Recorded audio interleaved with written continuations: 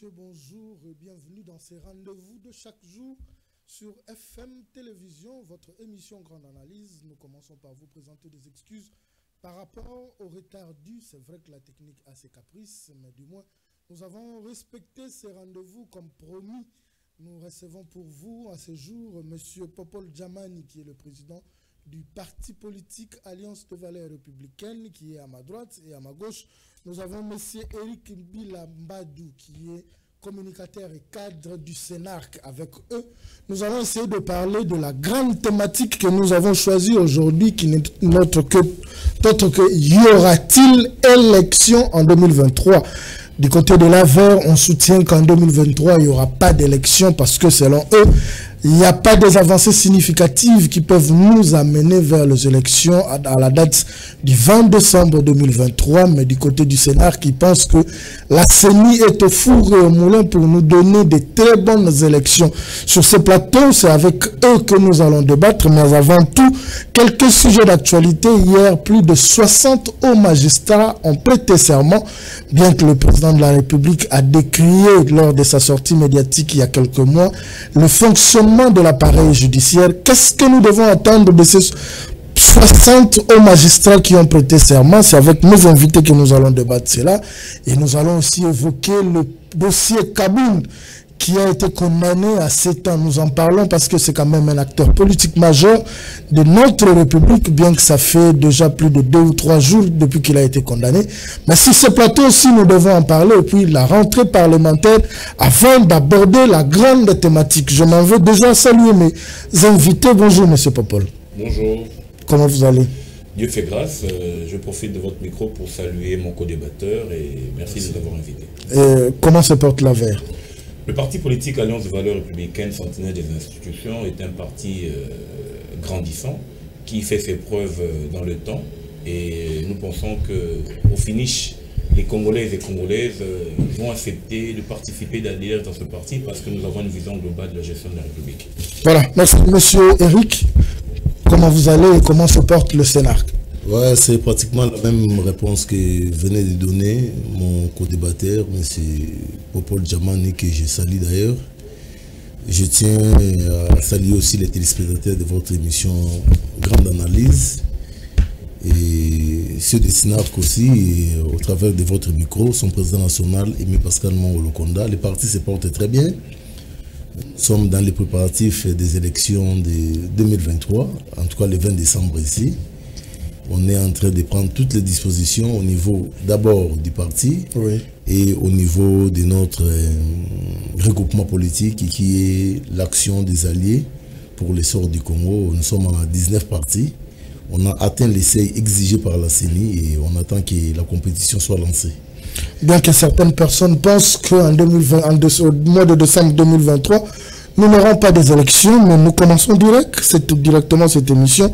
Plus de 60 hauts magistrats ont prêté serment hier. Le président de la République se plaint autrefois que l'appareil judiciaire pourrait, ou le fonctionnement de la justice pourrait être cette tache noire qui pourrait salir son mandat. Mais 60 hauts magistrats ont prêté serment. Qu'est-ce que nous devons attendre de ces nouveaux magistrats qui ont prêté serment? Ben écoutez, la République est en train de se construire. Nous saluons la venue de ce nouveau magistrat, mais nous pensons que nous devons, en tant que structure politique, nous pensons qu'il faille que le président de la République puisse recommander qu'il y ait modification du statut des magistrats de la République du Congo. Parce que vous avez suivi avec moi, parce que je sais que vous êtes un journaliste aguerri, que le PG de la Cour de cassation a mis à la place publique 3 numéros pour pouvoir dénoncer les magistrats véreux.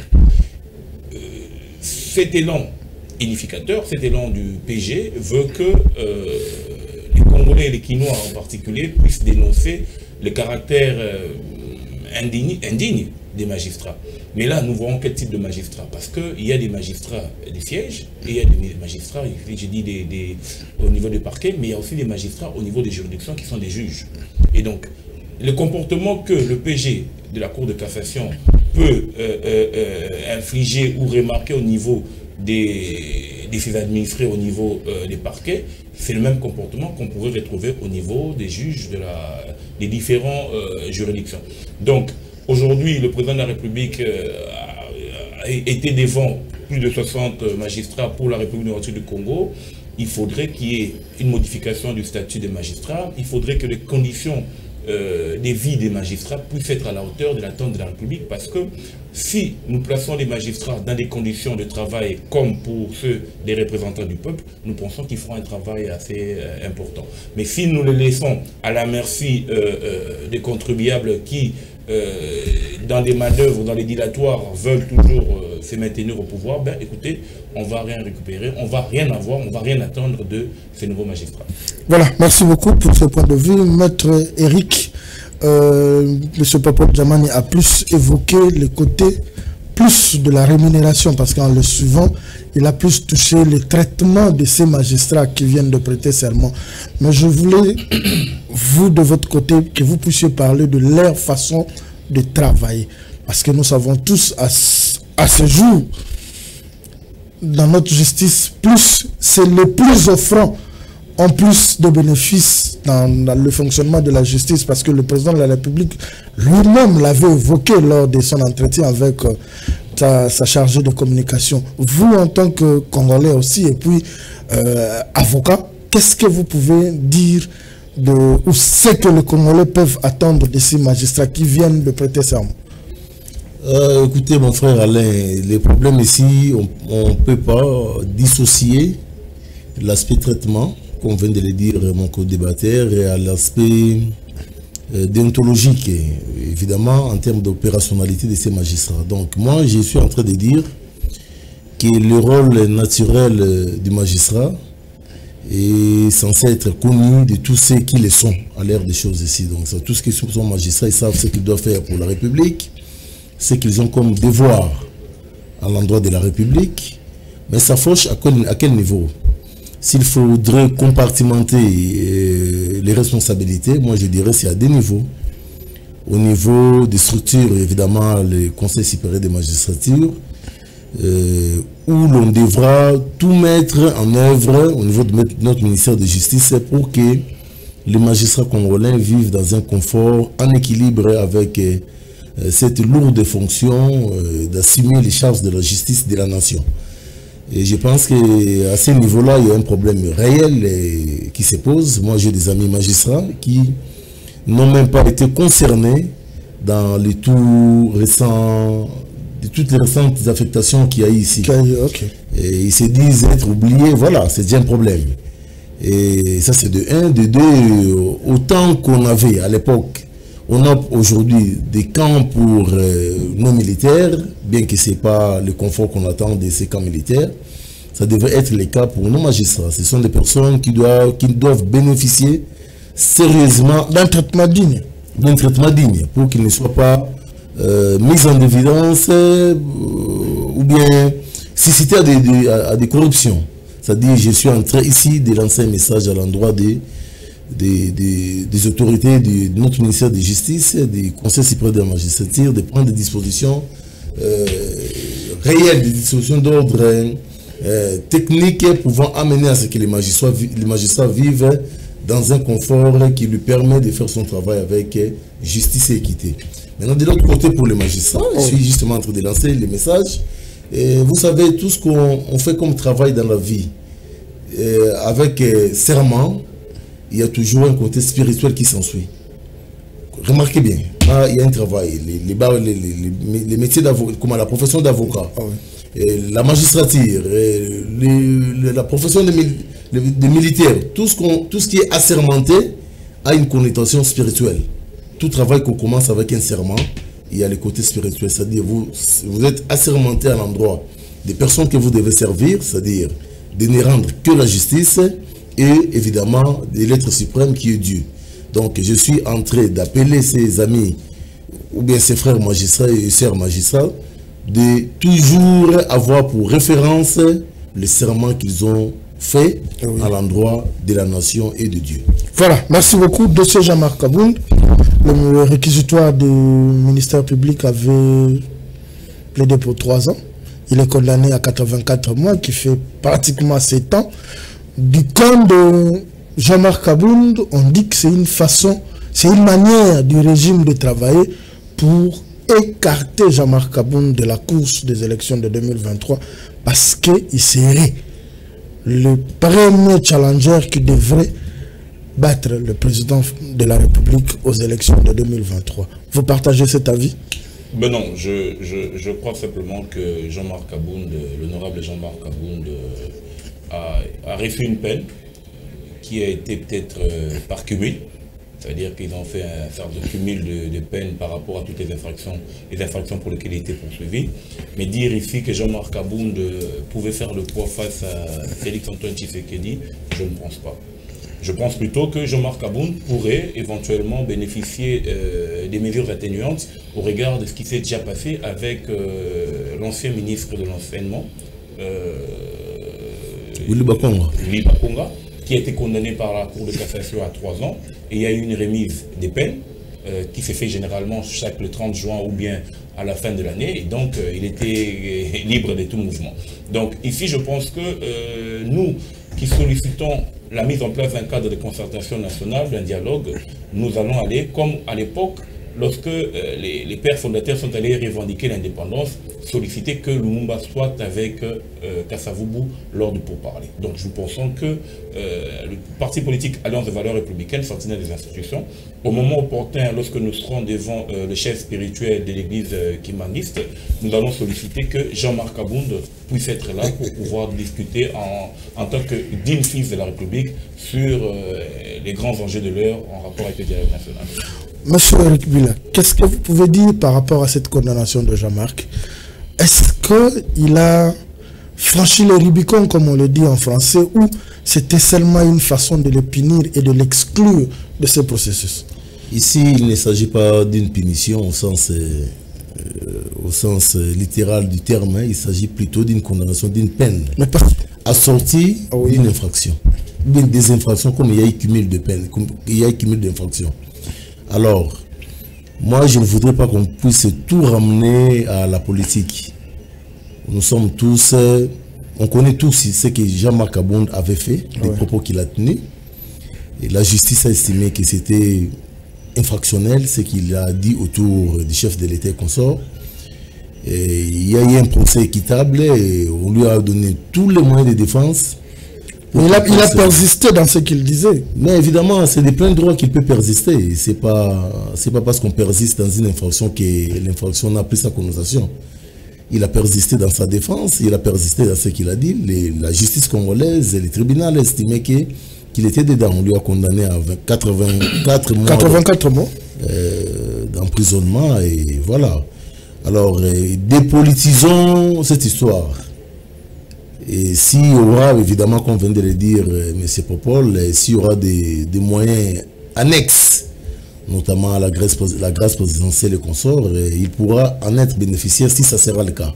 Mais sinon, bravo à notre justice parce que le travail a été fait, la procédure a été respectée et on a condamné légalement et on n'est pas allé à l'encontre de ce que peut voir la loi. Je ne vois pas en quoi on peut commencer à politiser cette affaire. Alors, pour revenir sur la question de savoir si c'était un acharnement dans le sens d'une fuite en avance de son poids politique contre l'actuel garant de la nation, heureusement que mon frère, qui n'est pas du nôtre en termes de tendances politiques, il a reconnu bien que Jean-Marc Abound n'a pas de poids politique pour faire face, même à moi-même, hein, je l'ai dit, même moi-même, il n'a pas ces kilos en politique pour me battre. On n'entend pas dans ce débat. Sinon, s'il faut faire les escaliers jusqu'à Félix-Antoine Tshisekedi, il ne représente pratiquement rien politiquement pour faire face contre le numéro 1 de la nation, Félix-Antoine Tshisekedi Tshilombo. Donc je pense qu'il doit s'assumer.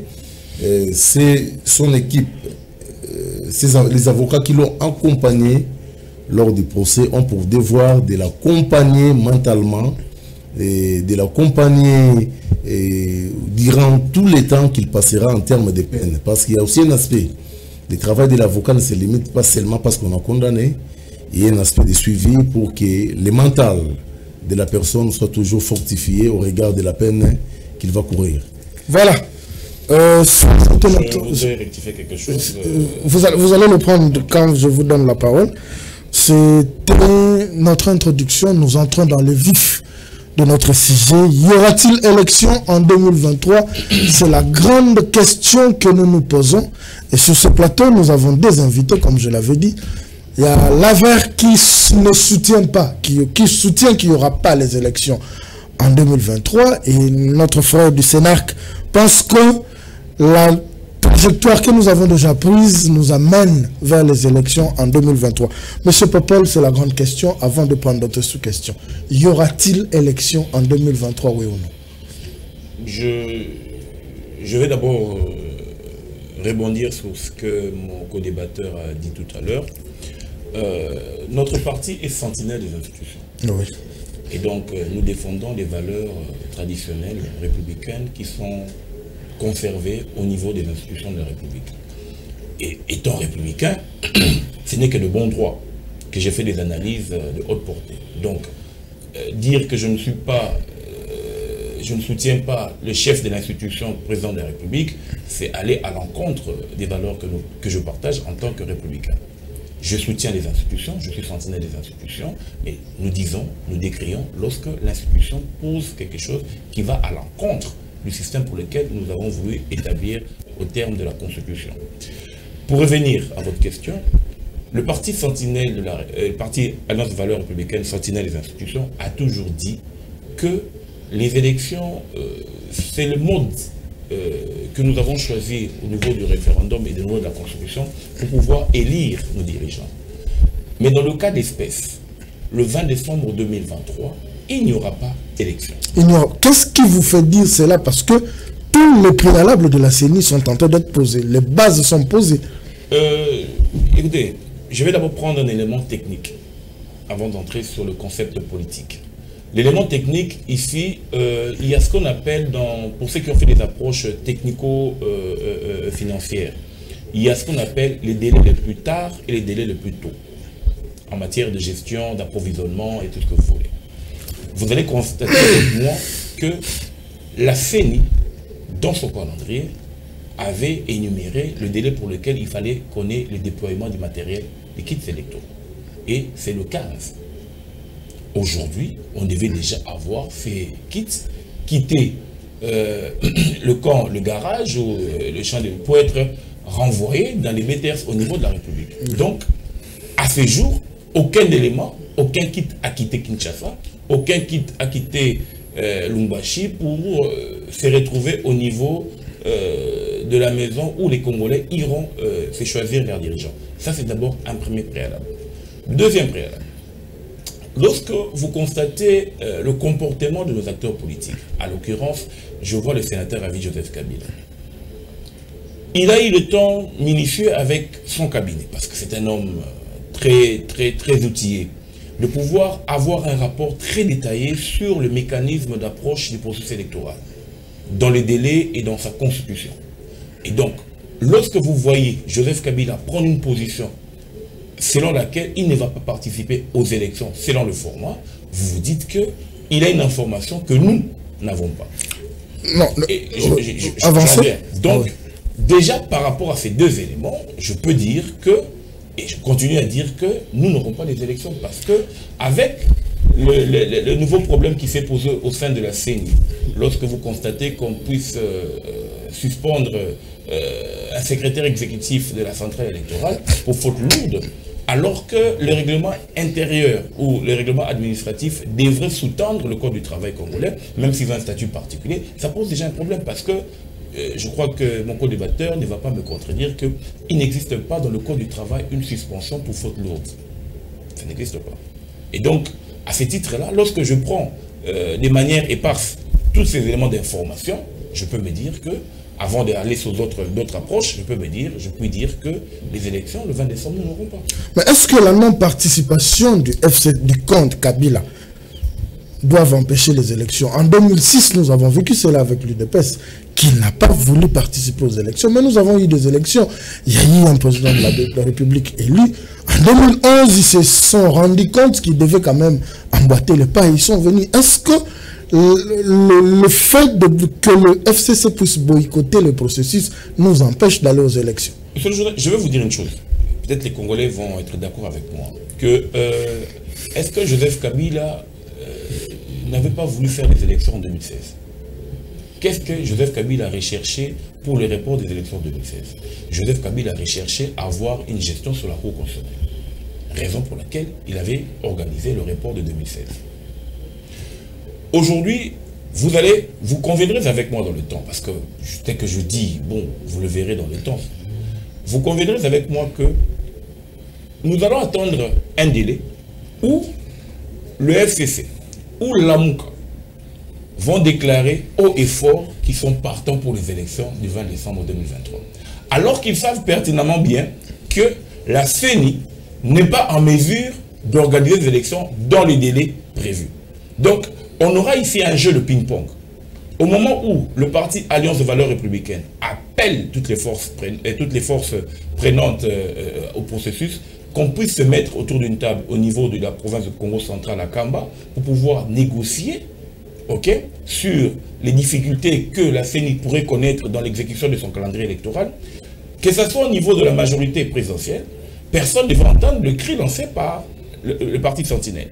Mais lorsque les délais butoirs vont à terme et que la CENI va estimer que je ne serai plus en même de déployer les kits électoraux, étant donné qu'il faut rappeler ici que le logiciel qui doit permettre à ce qu'on puisse voter tel ou tel candidat n'est pas encore créé. Il n'est pas créé, pourquoi? Parce qu'il n'y a pas encore une liste définitive des candidats. Donc, déjà parce qu'il n'y a pas une liste définitive des candidats, le logiciel n'est pas créé, et encore que le matériel pour lequel le logiciel va être contenu n'a pas été encore commandé.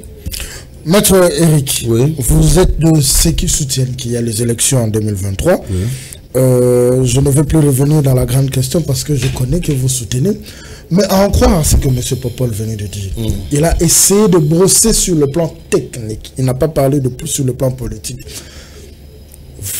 Qu'est-ce qui vous fait dire à ce jour qu'en 2023, il y aura toujours l'élection? Parce que ceux qui nous suivent en l'écoutant peuvent aussi faire foi à ce qu'ils sont en train de dire.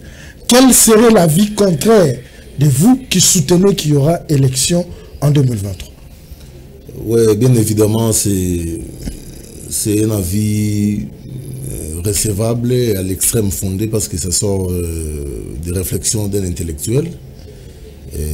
Liberté à lui de penser comme il veut. Mais sinon, les élections auront lieu le 20 décembre de cette année. Comme l'avait promis le président de la République, et l'année 2023 sera essentiellement électorale. Oui. Et à l'ère des choses, l'unique personne habilitée de nous dire s'il n'y aura pas ou élection, c'est M. Kadima. En tout cas, plus objectivement, même s'il est question de tabler sur les analyses, même s'il est question de tabler sur certaines réalités visuelles au regard des choses, mais je pense que les derniers mots, les maîtres mots, comme on dit, revient à M. Kadima. Ça, c'est d'abord de façon sur le plan de la forme. Sur la forme. Hein. Maintenant, sur le plan des fonds, parce qu'il a soulevé, il a illustré par Kabila qui n'est pas partant, qui avait même donné son mot d'ordre, et que ses partisans ne puissent pas s'enrôler, et qu'il ne sera pas partant aussi pour les élections. Je tiens encore à rappeler à l'endroit de mon co-débatteur et à l'endroit de tous ceux qui nous suivent en ce moment, que les élections, c'est un concept, ancré de liberté et assorti d'aucune contrainte. C'est-à-dire, on peut ou ne pas aller voter. Il n'y a pas une sanction, qui vient après cette prise de position. Donc moi je pense que déjà sur le plan de la forme, si Kabila avait estimé, les sénateurs avaient pour tout son respect, que lui et son camp politique ne participeraient pas aux élections pour des raisons qu'ils ont avancées, c'est de plein droit. Nous sommes dans un état de droit avec l'avènement Fachi. Mais maintenant... Non, mais l'état de droit est constitutionnel. L'état de droit est constitutionnel, évidemment. Quand je dis avec l'avènement Fachi, c'est en termes de résurrection, en termes de réalité aussi. Et nous sommes en train de vivre les dérivés justement de cet état de droit avec l'avènement Fathi. Liberté d'expression, justice pour tous et consorts. Donc, moi je pense que, dire que Kabila, le sénateur, a vu sa prise de position est révélatrice d'une situation cachée dans laquelle il aurait des informations. Moi je ne pense pas. Et je pense pas, je le trouve plus dans ses affaires ces derniers temps qu'il est politicien. Et autour de lui, s'il y avait des gens visionnaires, il devait comprendre que il est en train de leur passer un message virtuel que je ne suis pas tellement plus intéressé à cette histoire de politique. Ça, c'est mon avis. Ça dit ma lecture des choses. Alors, il ne faudrait pas qu'on lui donne une grande part des raisons dans l'idée qu'il n'y aurait pas élection, qu'il y aurait des informations cachées qu'il aurait. Alors, plus sérieusement, plus objectivement, comme on vient de le dire, M. Popol, il a soulevé les éléments d'ordre logistique, oui, que les kits ne sont pas encore arrivés, qu'on sort. Ici à Kinshasa, nous assistons à des scénarios de construction de maisons à durée déterminée, à durée courte. Oui. Vous avez une maison dont on met la fondation aujourd'hui, après 4 jours, vous avez 3 niveaux. 4 semaines, 3 niveaux. C'est-à-dire, l'opérationnalité en termes de déplacement des matériels, ça dépendra de ce que le bureau de la CENI va estimer. Donc on ne peut pas se dire aujourd'hui, comme les élections c'est dans moins de 100 jours, oui, c'est à 96 jours. À 96 jours, et qu'aujourd'hui on n'a pas encore de kits, on n'a pas encore ce qu'il faut, isoloir et consort pour les élections qu'il n'y en aura pas. Non, évidemment, ça peut être rattrapé, par les animateurs de cette CENI. Donc, plus objectivement et pédagogiquement, je suis en train de dire aux Congolais, en regardant les caméras, que ne vous embrayez pas comme le font beaucoup d'autres leaders de partis politiques, mettant des virus dans les têtes des Congolais. Il n'y aura pas... Mais est-ce qu'il ce qui est réel, il y aura des élections le 20 décembre. Il y aura des élections le 20 décembre. Okay.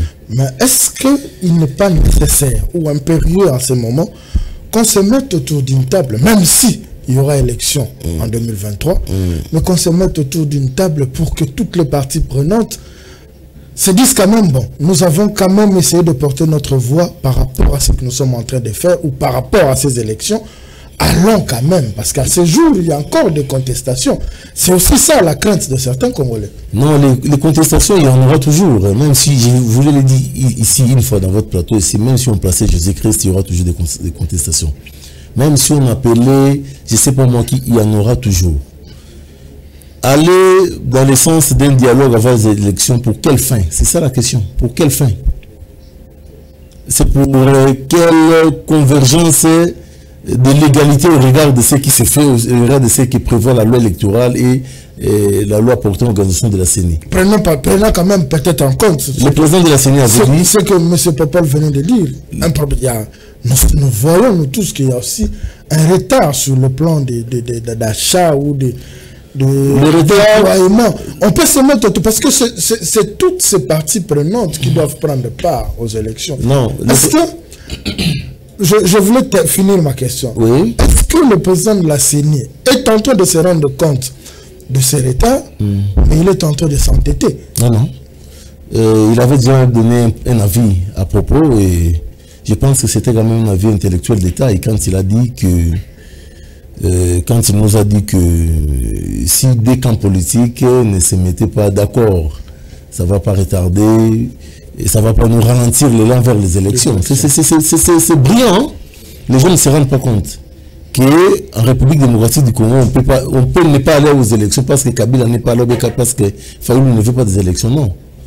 Non.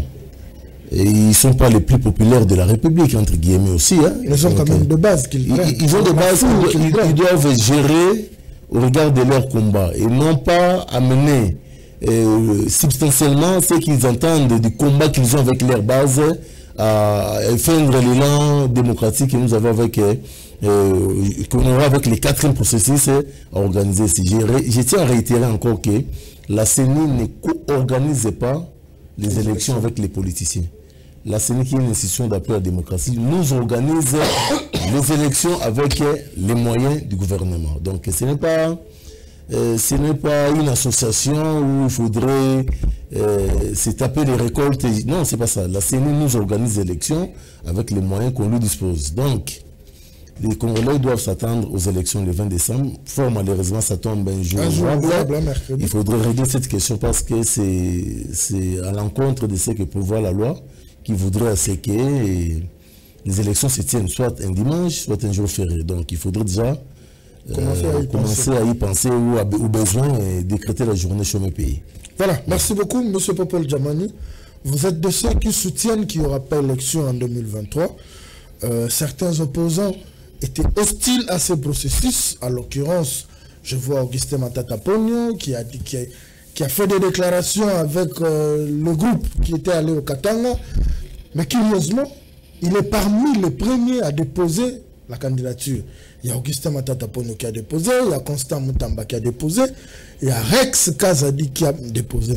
Ne pensez-vous pas, vous qui avez cette vision ou qui pensez qu'il n'y aura pas élection, que ces opposants qui étaient hostiles à ce processus ont compris que la CENI a mis toutes les batteries en marche et il ne faudra pas avoir un pas de retard par rapport aux élections de 2023? Mon co-débatteur n'a pas répondu à la question technique lancée par vous. Parce que lorsque je dis que le 15 septembre, la CENI a prévu dans son calendrier de déployer les kits électoraux, aujourd'hui, aucun kit n'est en déplacement. Donc là déjà, je ne veux même pas aller plus loin. Je reviens sur le cas de Matata Pogno. Oui. Matata Pogno, candidat président de la République, c'est son droit le plus légitime. Mais Matata Pogno joue un jeu de dupes. Pourquoi il joue un jeu de dupes? C'est la grande explication que nous voulons entendre. Matata Pogno sait pertinemment bien que la Cour constitutionnelle va l'interpeller, va le condamner, et donc il joue à la victimisation. Il est allé déposer sa candidature parce qu'il veut être candidat président de la République. Il aurait fallu pour lui d'attendre la fin du processus ouvert devant le juge pénal de la Cour constitutionnelle. Mais si ce processus prenait tout le temps que ça pouvait prendre, alors qu'il a ses ambitions de postuler. C'est pourquoi je dis. C'est un faux fouillon pour lui d'aller déposer parce que sa candidature va être rejetée. Parce que le 25 septembre, lors de la plaidoirie, les juges pénals de la Cour constitutionnelle aura 8 jours.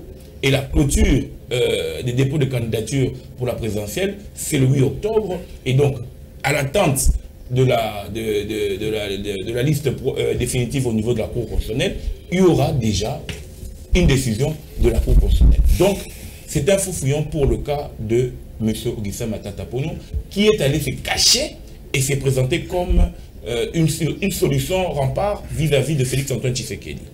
Parce qu'il lui aussi a eu des ambitions et a aussi permis au Congo de développer au regard de lorsqu'il était Premier ministre. En ce qui concerne les deux autres candidats, je n'en parle pas.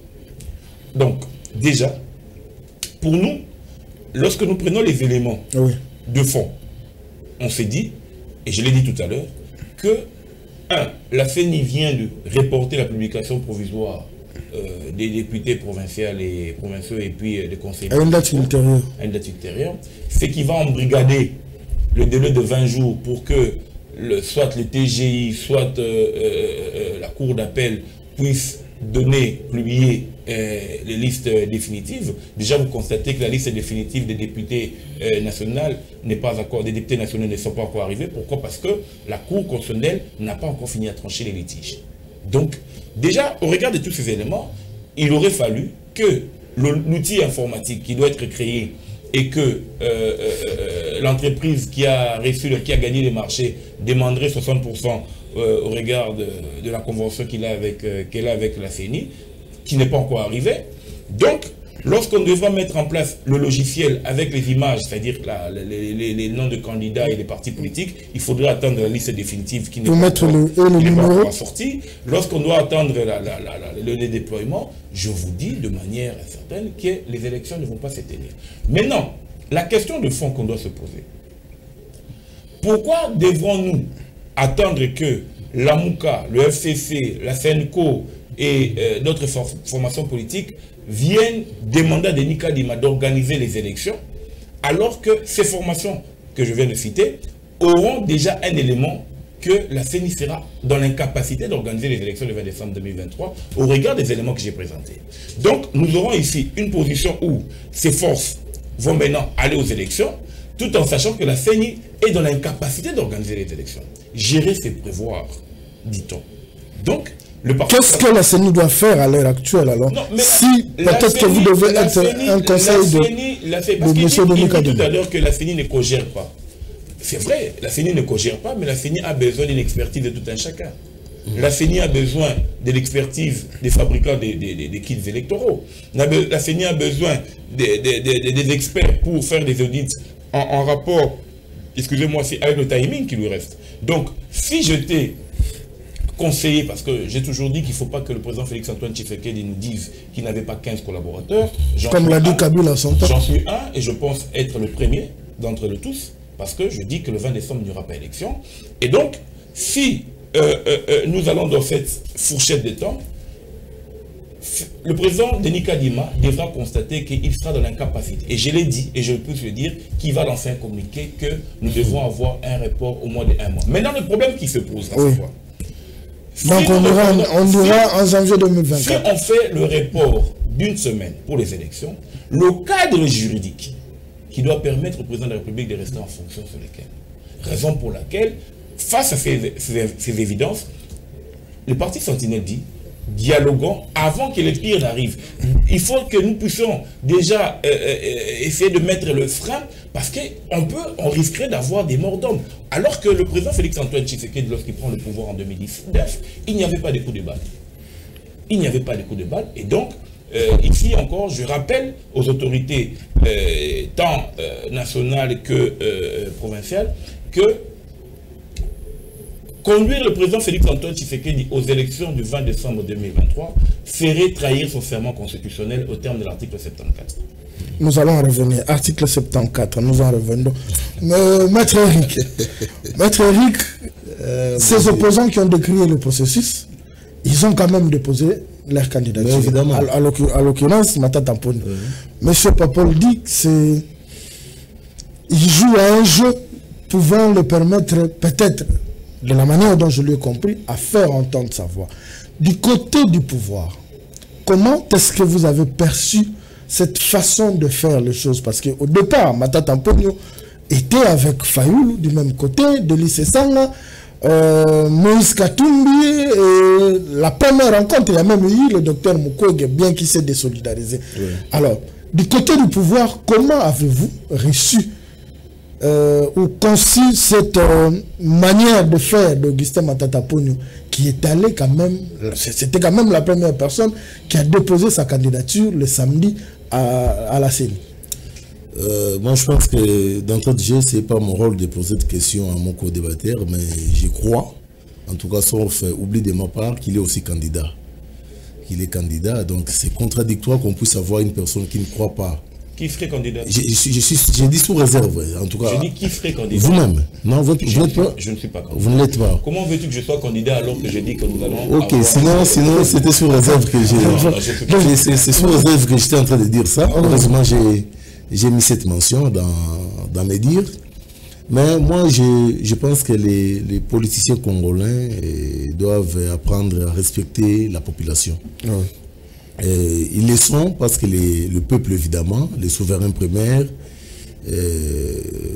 par voie de scrutin, leur donnent cette chance-là d'être soit députés, soit ministres, tout ce qu'ils sont sénateurs. Le comportement de M. Matata Ponyo, je suis totalement en contradiction avec le point de vue tenu par mon co-débatteur, c'est-à-dire à la place de faire sa lecture des choses, il se substitue à Matata Ponyo et réfléchissant à sa place. Comment? Comme c'est-à-dire, il n'a pas parlé comme c'est Djamani qui parlait.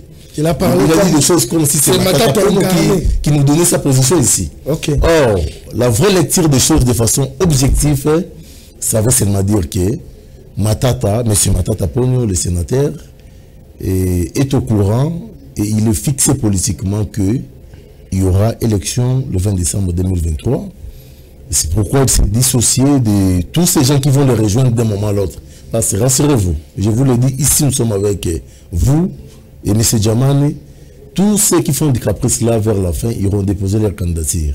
Mais c'est par cet acte-là que finalement leurs bases comprendront que nous avons des gens qui nous font des scénarios en politique. Matata a compris qu'il y aura des élections, il est averti. Il a pris soin de faire ses analyses, il a pris soin de traiter avec ses collaborateurs et il a conclu que finalement je dois aller déposer. Non pas pour... Il n'y a pas de couverture en termes de poursuites judiciaires parce qu'on a déposé une candidature. Il continue à bénéficier de la présomption d'innocence. Il n'a jamais été condamné par une juridiction congolaise, donc il en a les droits, il est éligible. Et si jamais, en tout cas, je ne pense pas que ce sera le cas, que son procès puisse dans 3 mois ici aboutir à une plaidoirie ou à un jugement. Mais sinon, si cela est intervenu avant, c'est les casistes qui se pointent devant nous juristes, devant nos avocats. Quel devient le sort de sa candidature? Effectivement, je les réponds, facilement, il sera déclassé. Parce qu'un condamné n'est pas éligible au sens de nos lois de la République. Alors, le fait que Matata soit dissocié ils étaient ensemble. Ils étaient ensemble, oui. D'ailleurs, tout récemment ici, vous avez suivi les dires religieux de Epengue qui enfin a eu un ton catholique. On a dit que à l'endroit de je n'ai jamais vu Epengue dans ces états. Fort malheureusement, j'ai tenté de l'avoir 2 fois au téléphone, sans suite. J'allais vraiment le féliciter. On peut être opposant avec... Mais il a fait que demander qu'on se mette... Je suis dans la forme. Avec il a fait que demander qu'on se mette... Je suis dans la forme. Avec un tempérament catholique hors de lui. Ce n'était pas fait Epengela le non, mais on a tout suivi. Je l'ai appelé moi-même personnellement, mais il ne m'a pas pris, je ne sais pas s'il était occupé. Jusqu'à lui dire, c'est bien bon, les dialogues ne sont pas contre. Si c'est pour l'intérêt de la République, je suis en train de soutenir la démarche des... Mais si on allait au dialogue, le processus avance. Non, nous aurons le temps. Les dialogues, pas pour des fins ou bien des intérêts liés aux individus ou bien au camp politique, non. À l'heure des choses, on doit se le dire, on est à plus de 80%, à plus de 70% d'éléments avancés en termes de processus. On ne va pas reculer quand même. On va pas reculer. Moi, je pense que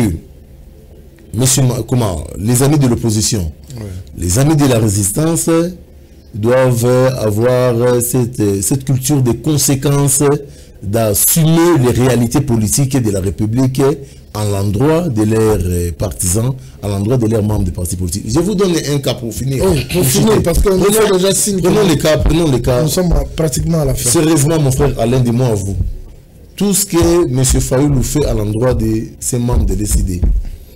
Je ne suis pas en train de vous poser une question, mais logiquement parlant, il leur met quoi en tête? Imaginez aujourd'hui, avec tout ce qu'il a fait, qu'il est en train de faire connaître comme sort aux Epengue qu'on sort, dans le sens qu'il n'est pas partant.